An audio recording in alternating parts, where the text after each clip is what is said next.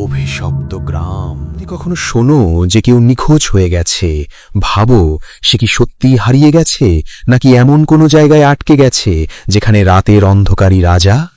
আজ আমরা এমন এক গ্রামে যাচ্ছি যা মানচিত্রেও নেই। স্বাগত অভিশপ্ত গ্রামে।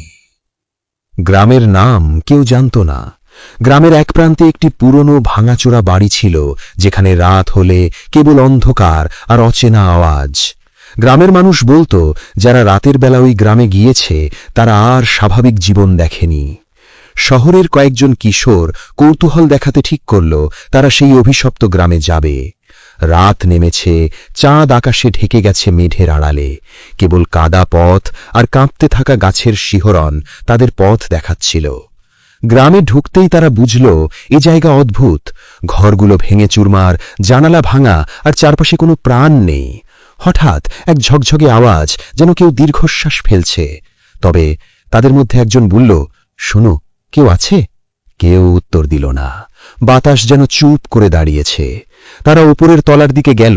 প্রতিটি সিঁড়ি শ্বাসরুদ্ধকর শব্দ করছে। ওপরে পৌঁছে তারা দেখল একটি ঘর, যেখানে দেয়ালে লাল রঙের অদ্ভুত চিহ্ন, রক্তের মতো, যেন বলছে, এখান থেকে চলে যাও, না হলে চিরকাল ধরে রাখব।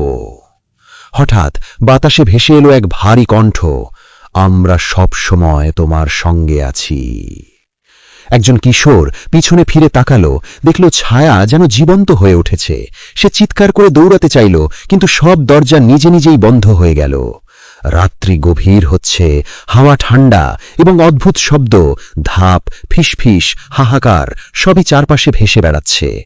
কিশোররা বুঝতে পারল তারা যে গ্রামে ঢুকেছে তা সত্যিই অভিশপ্ত। হঠাৎ একটি আলো ঝলমল করতে লাগল ঘরের কোণে, আর লাল চিহ্নগুলো যেন আরো স্পষ্ট হয়ে উঠল।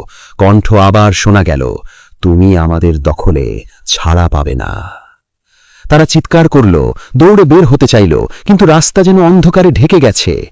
পরদিন সকালে গ্রামের এক প্রান্তে শুধু তাদের ব্যাগ পড়ে আছে। কেউ জানে না তারা কোথায় হারিয়ে গেছে।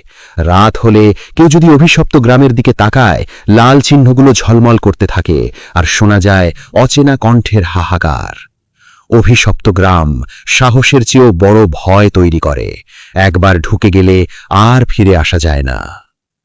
সো বন্ধুরা, গল্পটি কিরকম লাগলো কমেন্ট করতে ভুলবে না। আরও এরকম ভয়ঙ্কর, মজাদার বা শিক্ষণীয় আমাদের চ্যানেলটি সাবস্ক্রাইব করে রাখবেন। লাইক, কমেন্ট, শেয়ার করে দেবেন। ধন্যবাদ।